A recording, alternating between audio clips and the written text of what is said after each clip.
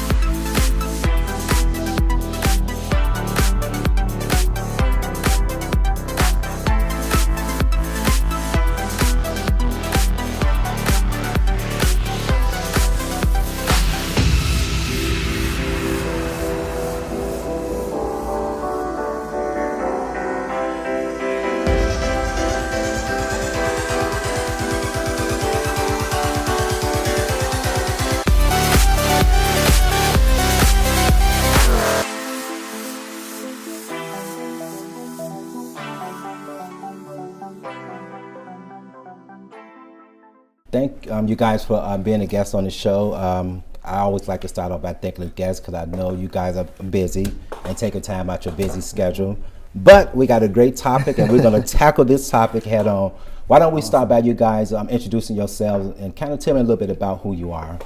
Well, thank you for having me, Jay. It's definitely an honor. My name is Dante. I am a youth advocate. I'm also a certified personal trainer where I do group training, not only with adults, but I specialize also in youth enhancement sports as well. Nice, nice. Yeah, thanks for having me too. My name's Chris Cooper. I'm from South Sacramento, so it's a big deal to represent Sacramento in this way. I am a national training officer for male survivors of violence and victim services, and I also run a violence reduction program in South Sac off of Mackerel and Center Parkway called Sacramento Summer Night Lights. Nice, nice. I want to ask you guys, how did you guys get into your particular roles that you are currently in? I'm just curious. You want to go first? Yeah. So just growing up in South Sacramento, growing up in an environment of violence, a culture of violence, an environment that's filled with trauma. I seen what affected me, and I also seen what affected my peers. I seen what affected someone like my mom who grew up in the streets of Compton. And I decided, coming from an education background, where I started, gaining my professional experience in the classroom, I asked myself what was happening outside of the classroom where I can make an impact.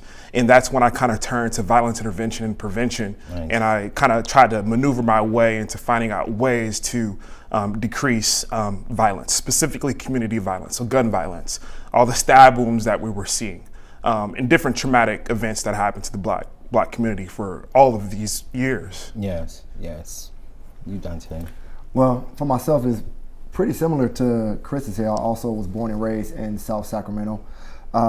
Grew up in an environment where I saw a lot of the trauma, a lot of the violence, whether it was drug activity, whether it was gang involvement. And being in that environment, I started to partake into it myself around my teenage years. And around the age of 19, I had this awakening. Yes. that gave me a change of heart, and I just realized that wasn't the life I wanted to live, and that just wasn't me. That wasn't my purpose. And so as I began to go the direction that I believe I was to go in life, I really had a heart to go back to my neighborhood, to go back to South Sacramento and try to pull as many young people out of that environment as well. And so in doing that, I served many years in ministry as a youth pastor. Nice. But also wanted to serve outside of the walls. And so with ministry and youth pastoring, I also was an advocate on the streets, reaching out to young people. Yes. And that's where I started to get involved with a lot of the community programs that was happening in the city, the Sacramento Ceasefire, the Sacramento Violence Intervention Program, where I also worked as an intervention specialist with young people, the same position that Chris held as well. Yeah. And we both served together too in ministry as well when he was younger. Nice. And I guess I was younger too. Yeah. I'm trying to hold as much youth as I can. Yeah. But from there, young people have always been my heart. Yes. So I continue in it. I'm serious. I'm very excited about just this topic as a whole because we all have similar backgrounds. I come from a very gun violence, drug violence infested community. I also have a strong passion for the youth and have a ministry background as well. I mean, you and I kind of talked about that. So this is going to be good. So let's talk about a little bit about what do you guys think are some significant risk factors for African American youth? Either one of you guys can start. We just chatting it up. Yeah. I think evidently there are a lot of very complex systems of oppression. Dating back to slavery, we've seen this process of enslavement to mass incarceration. So I think when we're talking about risk factors, we have to go back to history about what's happened 300 years ago. And there's always this case of, oh, that was in the past, but there's things from the past that still haunt us to this day.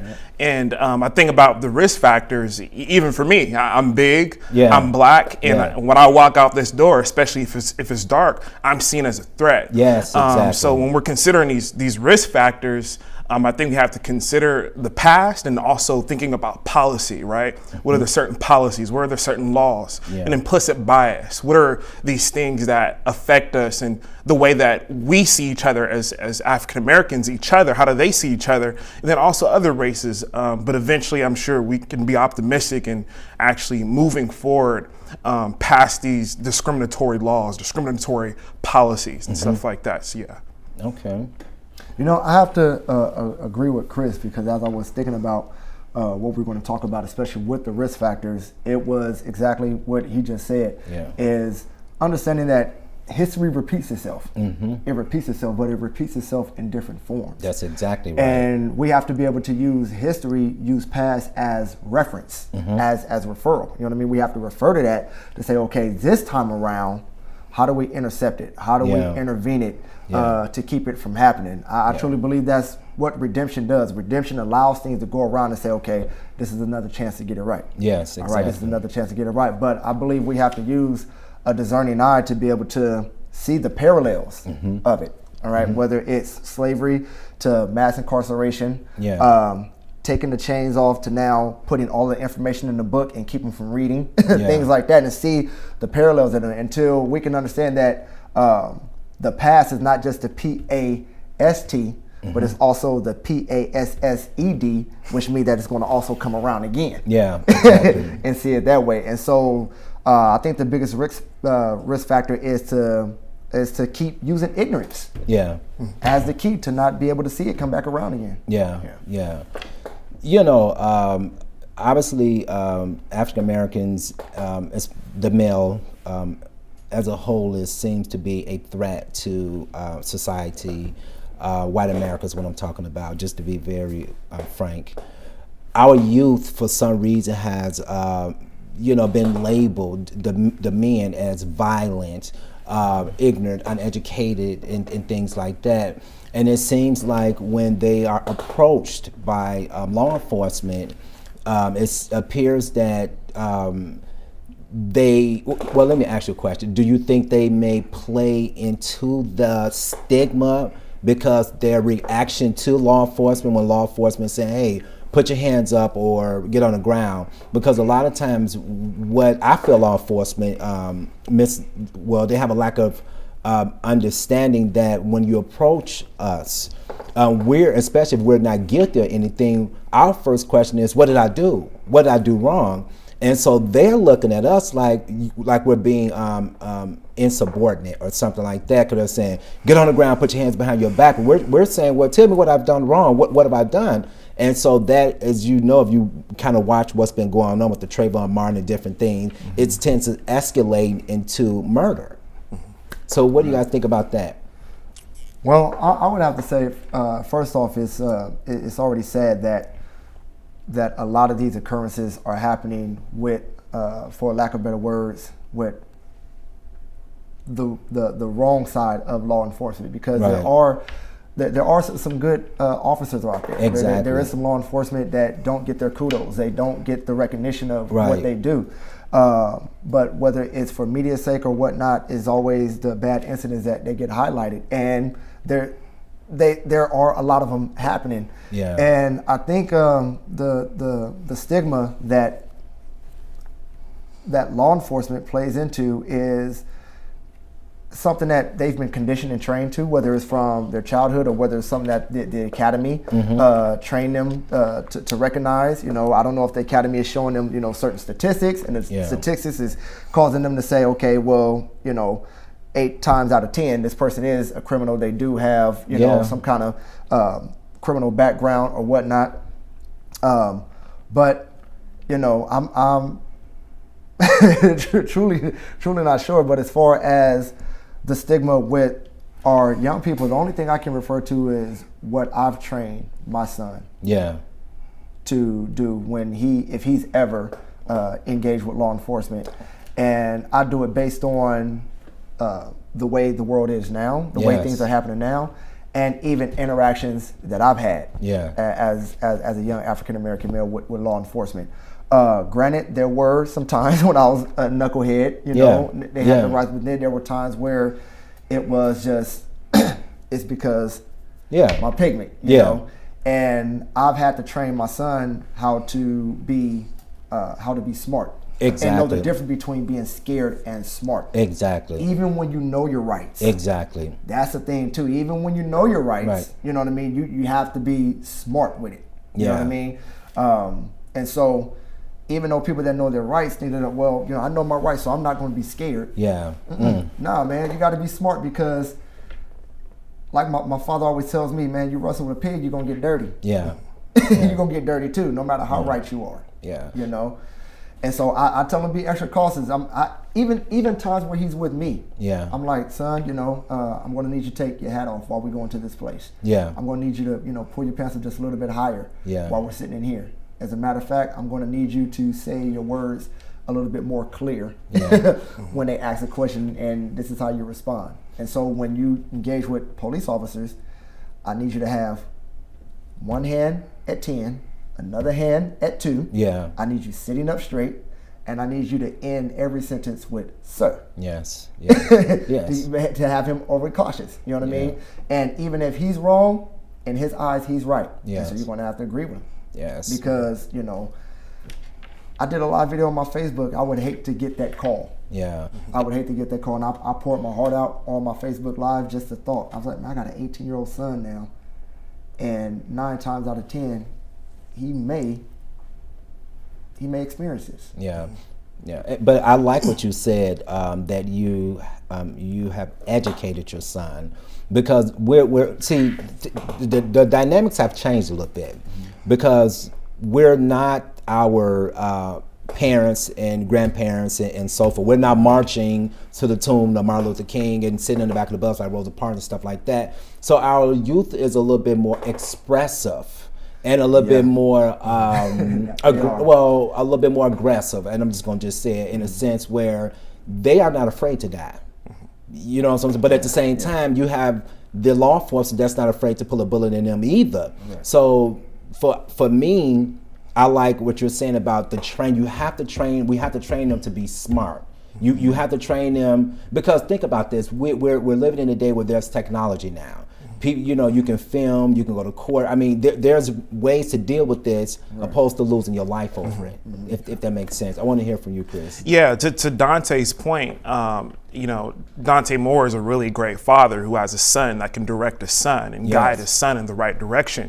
But we're dealing with communities who are, these are fatherless homes, some motherless homes, some don't have positive role models. So when you have this officer that is, you know, probably coming off aggressive and making demands, that can be re-traumatizing, you know, an African-American youth. There was this great training I went to with Sacramento Police Department called Policing the Teen Brain. It was a really good opportunity for Sacramento Police Department to actually take a look at what are our youth thinking? What is a teen brain thinking? And we have this thing called a prefrontal cortex, which isn't, especially for males, isn't developed until your 20s. And what can police do when they're enforcing the law to keep in mind the trauma that these youth go through? So I think that's just a major factor. Wow, you just said a whole lot there. Education, I definitely think is key. I like the fact that you talked about coming from a single family home, because when you don't have that positive role model and things like that, I think this is where the African American community needs to come and collaborate to help these youth out here. Absolutely. Because a lot of them, they just don't have it. They don't if they don't have the parenting, if they're not getting the support, if they don't have just what they need to grow into a productive member of society, then they're going to only act out in what they know how to do. You know, and it's important. So how important is it for mentors, for people like you and I, all of us, to be available to these youth that's out here that comes from single family homes or drug infested homes? How important is it for us, for them to see their own in a good perspective? How important is that? It is very important. I don't think we can put a cap on to how important it is to have someone that can come in and step into the place where, you know, there was some absentee. Yes. It's very, very important.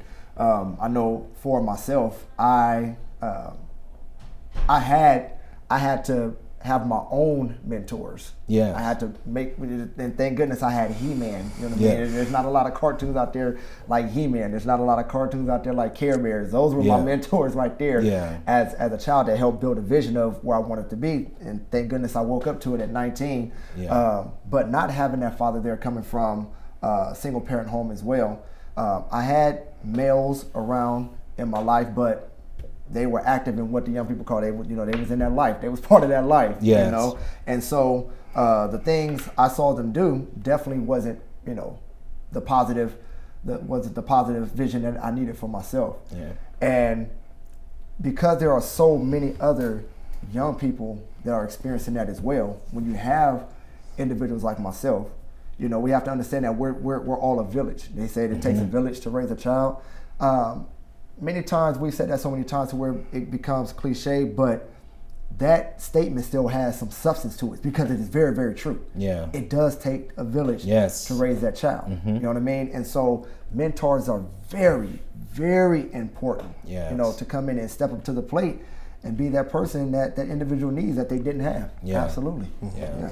Yeah, I believe that mentorship is mental health. Usually when we think of mental health, we think of the clinician that sits you down, tell me how you're feeling and all that great stuff. But a mentor can do that as well. Yeah. They may not have the credentials, the clinical credentials to actually sit someone down, but it's very important that can come down on that level and not be on that clinical pedestal and actually meet a youth where they are and go to the movies, go play ball. Yeah. And I think it's very important when mentorship is representation. Yes. We can have a kid who wants to be an engineer, but maybe all of the engineers are white males. Yeah. But Yeah. if that kid identifies, hey, I can be an engineer and be black. I can be a scientist and there can be someone that's represented that's a Latino in this field. So I think it's very important with mentorship when you think about having someone who looks like you, or even someone like me, all the kids that are in South Sacramento right now,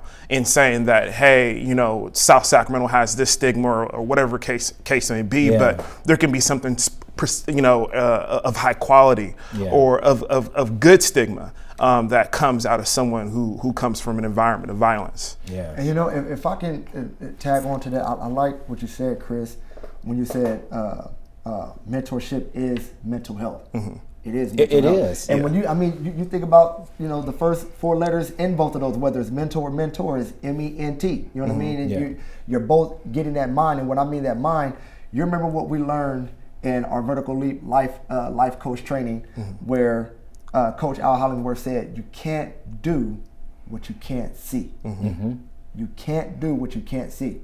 So that mentor is creating a real vision for that individual of who they can be. Yeah. You know what I mean? Not just the He-Man like I had, and I did see that as a reality.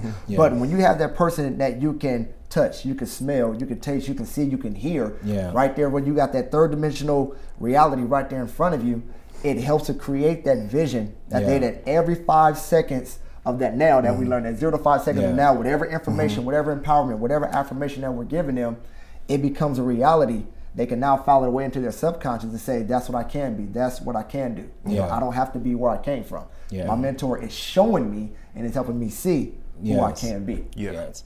How important is it for our youth to be able to collaborate and interact with other races outside of the African American race? Do you think it's important that they know how to respond and collaborate with other races as well?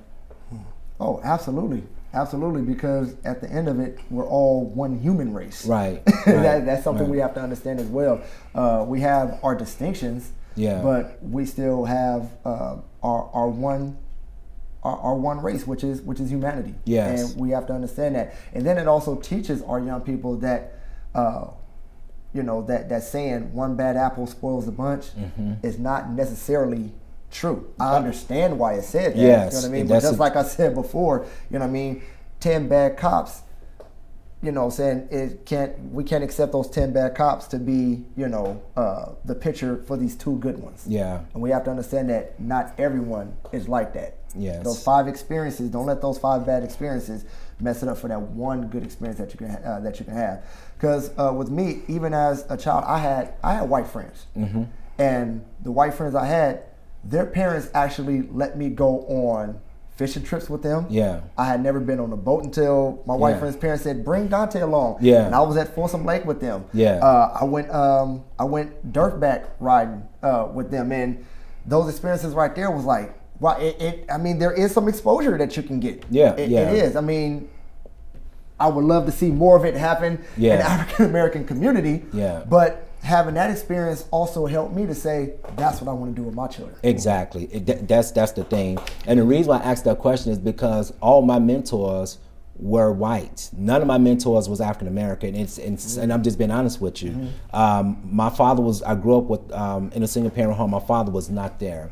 Later on in life, a pastor came in the picture, and this is how I actually ended up in Sacramento, because this pastor and his wife and his son, they're all Caucasians, and he taught me a lot of things that I didn't know that I should have been taught by my dad, And as far as work is concerned, I had one of my mentors per se encouraged me to go back to get a master's degree, and so I feel that diversity is needed, but I also feel like our youth need to see their own in some type of leadership or in some type of power role in society, so to speak, as well.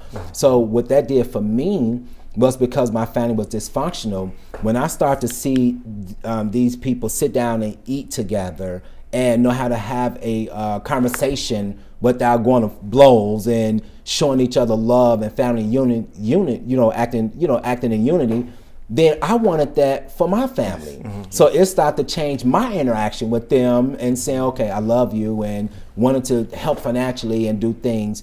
But a lot of times it's hard because they are still stuck on the mentality that we grew up in, if that makes sense. So with people like us, we could kind of break that cycle and teach our youth that you can do things and move forward regardless of where you came from, so to speak.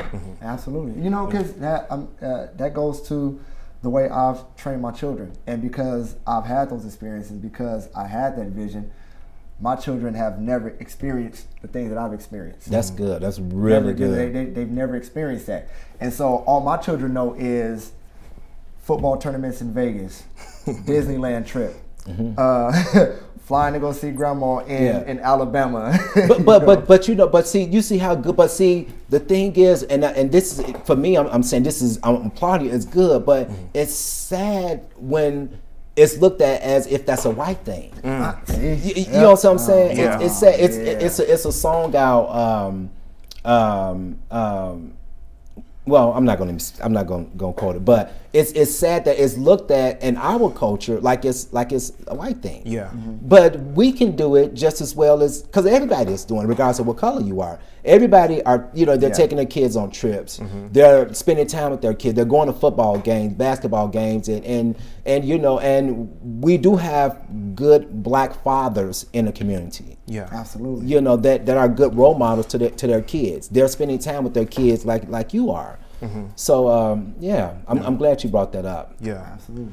Yeah, I find it interesting how one of the most oppressed groups, the African American community, is actually known for unifying the world on a global stage. We look at people like President Barack Obama, who was a black man who brought all races together. We look at Dr. Martin Luther King, right? An icon, civil rights icon, who didn't just bring the black community together, he brought all communities together. So I would encourage African American youth to take a look at those people, and then also considering cultures like hip hop. Hip hop is universal, right? This is a hip hop is a culture that brings all races together. We think about the expansion of the NBA, the expansion of the NFL. These are two sports that unify everyone on a global stage, and these are all activities that are led by the African community, but bring all communities together. And it goes back to mentorship, is just having African American youth not only aspire to see what they see on TV, but aspire to be what they see in the flesh. The power of interpersonal connection, right? There's just something powerful about seeing something on YouTube, seeing something on CNN, or seeing something on ESPN, and seeing something on TNT and on the screen, but you take what is on the screen and you say, I'm sitting right next to this person right now, and there's something that I can learn from them. Yeah, that's important. You know, I was talking to Chris about telling him something about I saw on YouTube about this African American girl. She was giving a little speech about how blacks are always, or seems to be, at odds with one another. We lack unity, and so when you have people who are in the same field doing the same thing, there tends to be competition amongst us. But why do you guys think that is? Like, why do you think? Because it's enough out there for all of us to get.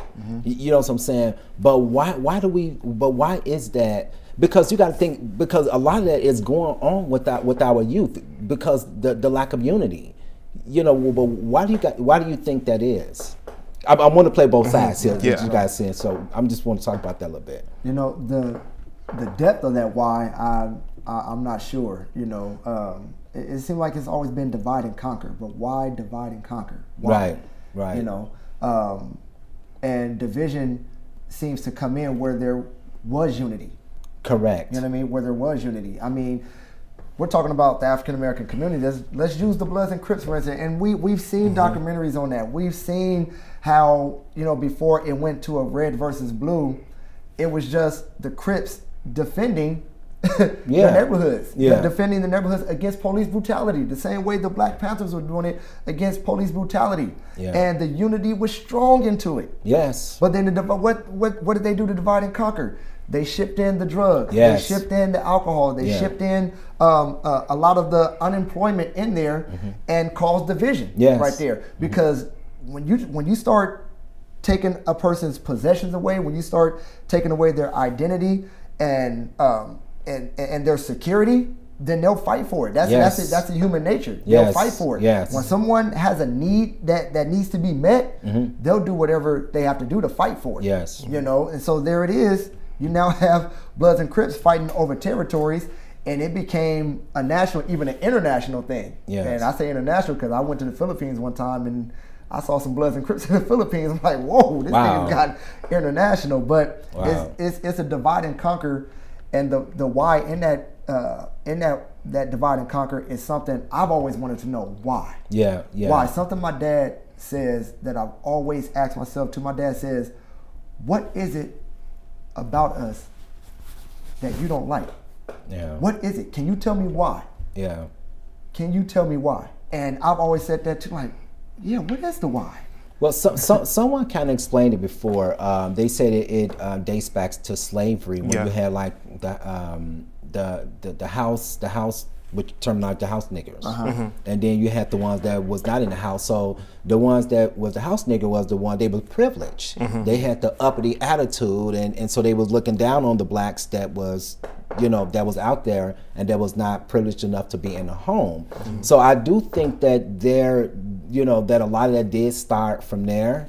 You know, Jay, I'm sorry. I think it goes further than that. Okay. I think it goes further than that. And the reason why I say that is because slavery, the 40s, 50s, and 60s, to me, is not Black history. Oh, I agree. Black history is the original man. Yeah. I truly believe that we are the original man. So what was it about the original man that caused a spite, that caused an envy, that caused you to, take my gold, take my minerals, take my coal, take my land thousands of years ago, you know what I mean? Yeah. That my education, and which all the way from there, just like we said, everything goes around in a circle, perpetuated all the way into slavery to keep that divide and conquer. That's always been happening. And so it goes way beyond, the slavery times. That divide and conquer is what's happening thousands of years ago. Yeah. It goes way back. One of the things I try to do, and I love diversity. Let me make that clear. I love diversity. I welcome diversity and things like that. But I do know the issues that goes on within my own community.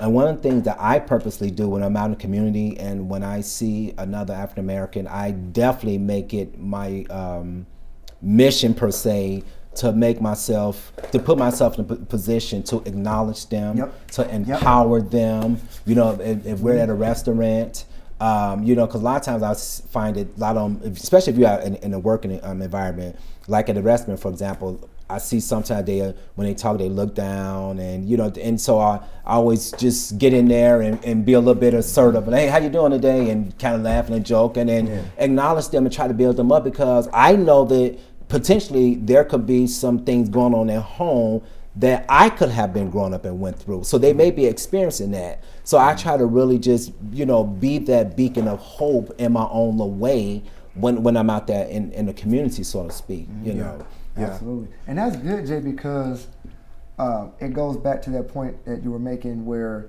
we see certain things, proper things happen, mannerism, and we think is white. Right, exactly. And what happens is, and when you talk about that division within the Black community, there are times where there are some mated, educated, African Americans that won't even speak to you.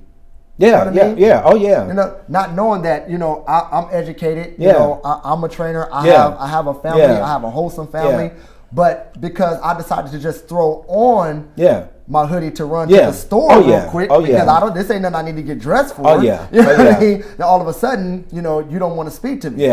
Until I speak and I say, hey, how you doing, sir? And then they're like, I'm good. It kind of it throws them off, And so I make it a point to speak to everyone I see too, even the young guys. So there are times where I'm dressed up, and the young guys, they out there, they're talking what they talk. One, I have teenage children, they keep me relevant, and then on top of that, I think I'm pretty hip myself. And I see the young guys, what's good with y'all fellas, man? They're like, oh, how you doing, sir? How you doing, sir? Oh, I'm good. Then they're like, oh man, he was cool. So absolutely. That's important. I do like to.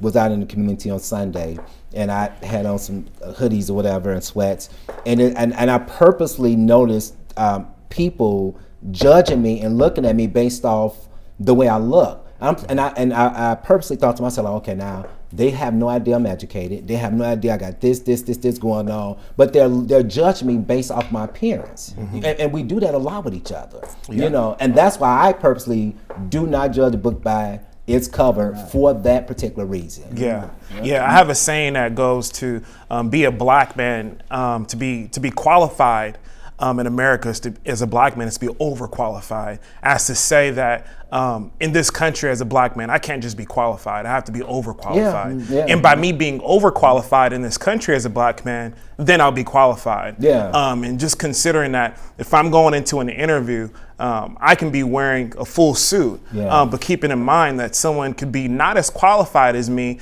and not have a full suit on, but still get the job over me. And I just think that goes back to just implicit bias. Again, just coming to judgment that someone is not at that level. And again, it goes back to slavery. And like Dante said, even further, And I think we really have to start creating this dialogue of self-hate, right? The hate that we give each other, also just identifying who we are. We are royal. We are kings. We are our queens. And just the aspect of trauma. When you're traumatized and when you're hurt inside, when you look in the mirror, you don't see a king when you're traumatized. That's you don't exactly you don't right. see a queen.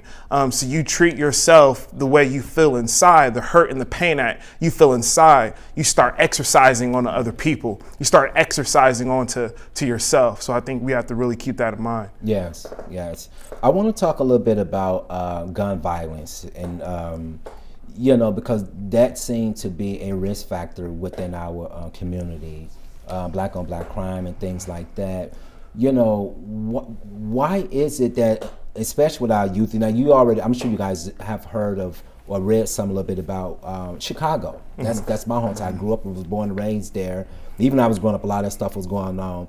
But a lot of the murders that's going on there is predominantly done by black youth on black youth. For whatever the reasons may be. Why is that still happening? Why is that going on? Let's just have a conversation about that. And even in this area, why is that happening in our culture at such a rapid rate, in your opinion? Well, one of the first things that come to mind is what are the alternatives to violence, right? If we have a community that's infested with gun violence, what else do they have, right? So I think it's very important when we look at a community to ask ourselves, is there a job that can replace the violence that they're engaged in? Is there an academic opportunity? Is there a mentor that can come in and be an alternative, a positive alternative to violence? Yes. So we have to keep that in mind. But just gun violence as a whole is a culture, like I said, about self-hate. You stepped on my Jordans. Now we have a problem. And then two, I remember, with me born in 1991, what used to be the common fight is now the gun violence. Yeah. So now no one's fighting anymore. It's quicker to kill you. I don't even want to hurt you anymore. Yeah. I want to kill you because they killed me and my family and all that kinds of things. So another thing too that always keeps in mind, these young people are in a war zone. Similar to what's in Iraq. They walk out the door, they're dodging bullets, right? Yeah. So if you're in a war zone, would you carry a gun too? That's the question we have to ask ourselves. So we think about communities like Chicago and all these different cities throughout the country that are infested with gun violence. Everyone is strapped. Everyone has a gun. And everyone is looking over their shoulder. And that in itself is traumatizing. Yes, yes. I also have to say with that, Jay, when you mention cities like Chicago, Southside Chicago, Compton, East Oakland, South Sacramento, those are neighborhoods where it's obvious. Yeah. It's been happening for generations. It's perpetuated and it's progressed. Yeah. But I also have to add in that it's become trend. Now, when you talk about those type of areas that we just listed, that's where a lot of it is based off of trauma.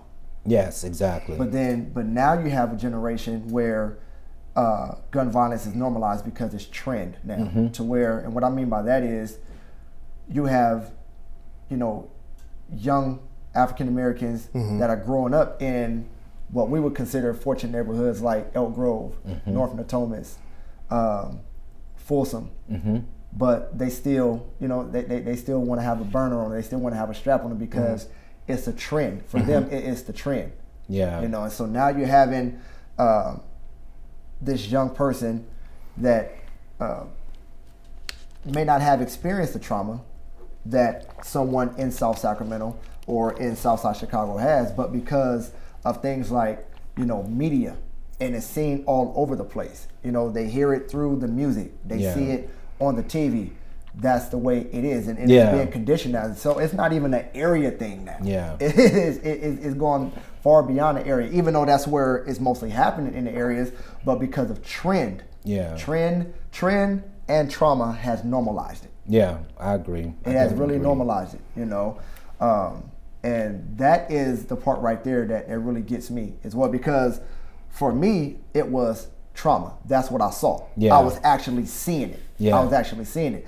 And so for me, it just made sense to be part of, of the game. Oh yeah, absolutely. Right? To where now, again, representing my son, there was a time where I heard him on the phone with one of his friends, and he said, "Oh, blood," and I said, "Oh, you want to know what a blood is?" Yeah. Then I was affiliated. I said, "Let me show you what a blood is." Yeah. And, I'm not going to tell you guys specifically what I did to show them. Yeah. Yeah. Oh yeah. Yeah. Because you have absolutely no idea. Yeah. None whatsoever. I kept you from that. Yeah. But him saying that was trend. For me, yeah. it was trauma, but for him, it was trend. Yeah. Yeah. And so that's another thing. That's another reason why gun violence has progressed, because it has become normalized. Yeah.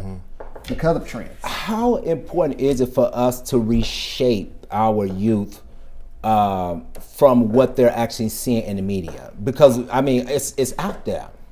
Facebook, Instagram, these program, that program, rap, whatever. How important is it for us to kind of let them know that that's not necessarily the way to go? That's fantasy. Yeah. You know what I'm saying? So working with, victims of violence, I've personally, and Dante as well, have worked with young people who have got shot. Yeah. And we're right there. They're fighting for their life, and we're right there bedside in the hospital with their family. And sometimes it takes for that life-threatening moment to reprioritize what is fantasy to them. Yeah. And I've seen it happen. I've seen 15, 16-year-olds who are fantasizing about money in the trend of killing someone, or the trend of retaliation that goes back to toxic masculinity. Because if I let this slide, right? If you shoot me and I let this slide, then I'm not a man, right? Exactly. So someone like, Dante and I will have to come in that life-threatening moment to say, hey, this shouldn't be taking your attention right now. And I've actually seen it happen to where these young people who experience gun violence actually start reprioritizing, like, okay, maybe I shouldn't be worrying about this. Maybe I should go back to school. Maybe I shouldn't be worrying about this. Maybe I should find a mentor. Maybe I should start a business. And taking something that is a negative component of their mindset, and how do we change it into a positive mindset? Okay, you want to get money? Well, let's actually go and apply for that business license. You want to get money. You have a multi-million-dollar business idea. How do we put that on paper and go in the right route? And I think that we've seen very positive people in our community, like Sean Carter, Jay-Z, who is Dylan, goes from rapping, and then now he's like becoming a business icon. So just really taking note of people like that and trying to shift the narrative, and one of the things I know you two probably agree with me on this. One of the things I think we need for our youth is more programs in the community. They need to be exposed to more programs. They need to have access to more programs. I mean, you got and not necessarily saying it's for our youth or people, but you got programs that's out there. But we need something where they can see other black men, that they can confide in other black men, because a lot of these brothers or young girls, they're hurting. When you grow up, the people that you're supposed to love and trust, and the people that's supposed to take care of you and protect you, is your parents, your family. When you do not have that, you're out here in the world, you're vulnerable, you're trusting people who may not have your best interests in mind. And so a lot of these things start happening. You start to act out of your feelings. A lot of people, I know for myself, I was depressed. A lot of things was going on, and I started to get into things and do things because I wanted my father and mother to be there. And my mother was there, but not in the way that I needed her to be, because she couldn't really do a lot for me because she's not a man. You know what I'm saying? I need that man there to, And so I got into some things. I started acting out on some things, but I feel like if I'd had programs available to me in the community, things may have turned out a little different than what it did, if that makes sense. How important is that? It is very, very important. And here's what I'll add to that. Not only do we need the programs, because there has been programs that came, but then those programs went. So not only do we need those programs, we need them to stay. But how do we get them to stay? Just from personal experience, the powers that be need to allow those that are relatable and can be hands-on. Exactly. Let them do their job. That's exactly right. Let them do their job. You know what I mean? Quit fighting over who has the influence. Quit fighting over who's getting the recognition. Quit fighting over who's going to get the grant money. Man, put all of that to the side. Yeah. All that bureaucracy, all that politics, put that to the side and put it back on the real focus. And one of the things that helped me see this, and I have to use this as reference, the story about the woman with the issue of blood. Yes. The woman with the story with the issue of blood. She had that issue for 12 years. Here it is, her and a whole press of people is pressing upon Jesus, talking upon him to do what? To get their needs met. To get their needs met. But what is Jesus going to do? He's on his way to go see a 12-year-old little girl who the Bible says lay a dying. So you have this woman that has had this issue for 12 years. She's had this issue for as long as this girl's been born. As a matter of fact, she probably started bleeding on the day she was birthed. And so here it is, you have one generation that's focused on their needs, focused on their recognition, while another generation is being disregarded. Wow. Is being disregarded. And that's what happens when we start focusing on our needs rather than somebody else's needs. Get your needs out the way and realize that the supplier can actually restore yours and raise the other one up. Yeah. And get the recognition out the way. Yeah. Then that's what can happen. So not only do we need the programs, we need the right people in the right positions. I definitely agree. I definitely agree. One thing I like about Sacramento County Department of Behavioral Health and Human Services, they have like PEI programs, prevention and early intervention programs that specifically focus on a specific culture, whether it's African Americans, the Latinos, LGBTQ, the Russian community. I mean, and they have those people in that role, just like you're talking about, because it's important. Unfortunately for us, we don't have enough funding. We don't have enough programs in place because we got a lot of issues going on. It's just a lot of issues going on. And so there need to be a lot of funding in place to be able to address some of these issues. Teenage pregnancy amongst in our community, that's a huge issue. You know, and especially with the youth, the young guys, they're making these kids, these girls are getting pregnant. Then how do they be good parents? Who's going to teach them how to be parents when they don't even have parents at home? You know what I'm saying? Yeah.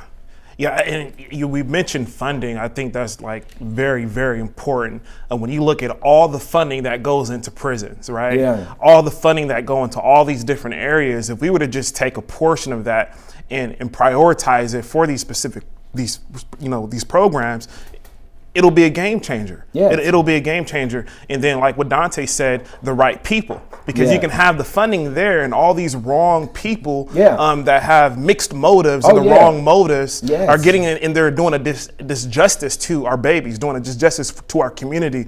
So I think it's very important to have the funding there and not just hand-me-down, right? We need top tier resources for these I mean, if someone's traumatized, when you think about even physically, right?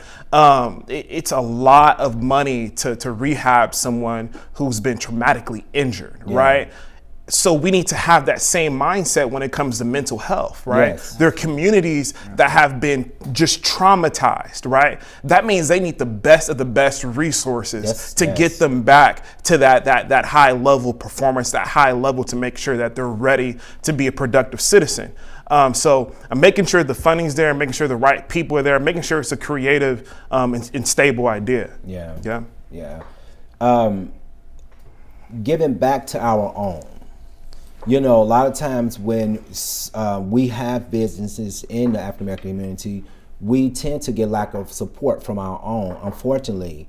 How important is it that we do support our own, regardless of what type of business it is, you know? Because sometimes, and I've actually had a conversation with somebody about this too, when the person get in position to have their own business, sometimes they're looked at in a different way, as if they're snooty, they think they all that, and that may not even be the case.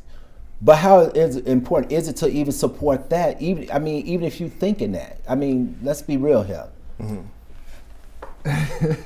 gonna have this conversation. We're gonna talk about law. I think it's very, very important. I think it's important. But here's my thing with it. Whether it's black business, whether it's Latin business, white business, my thing is this: what is the quality of your service? Yes. What is the quality of your service? Yes. You know I what like I mean? that. Because I don't have a problem coming here to support you. Let's say if it's an African American restaurant, I have no problem eating there. One is the food cooked all the way. Yeah. Is your kitchen clean? And am I going to get a proper hello, welcome in today, sir? Yeah. Instead of just saying, hey, y'all come on in. You know what I'm saying? Y'all can sit wherever y'all like. Yeah. Yeah. Are you serious? Yeah. You know? And I don't know if you think talking like that is going to have me think, you're thinking that I'm thinking that you're white or anything. Yeah. No, I'm thinking, man, that sister, man, that brother gave me the quality attention. Let me tell y'all about this place I went and ate at, man. Yeah. Y'all, no. Yeah. Our people know how to do it right. Yeah. Let's do it. But I will say that we cannot ignore the fact that we have a certain dialect within our community. We do. I mean, you know, and not to not to take away from the way we should act depending on the circumstance or the situation or the place and time. You know, but we do have, because I've been with some of my non-black friends, and I can be around somebody that's African American, and they can, you know, say something, and I can get it. I'm gonna get it, and opposed to like some of my white friends. What do you say? What she mean by that? Or, you know, and I have to explain it to them. You got to translate, yeah. You know, so but to be honest with you guys, that part I would never want to leave our culture because that's part of who we are. Right. I mean, we do learn things that's going to better our life, that's going to elevate us into different levels in life. But you know, certain things for me, I would want to keep there. You got to, because there's been situations where in my industry with training, where at gyms that I've worked at, where I've had to de-escalate situations. Wow. You know, where someone thought that this black member was being rude. Yeah. And I had to come in and help them understand, no, that's not rude. He's not being rude. You know. But then I came and we talked our language, and he understood. He understood me. I understood him, and I had to go and check him and say, "Hey, no, that wasn't rude. You guys, it wasn't being rude. This is what he was trying to say, and this is what he meant."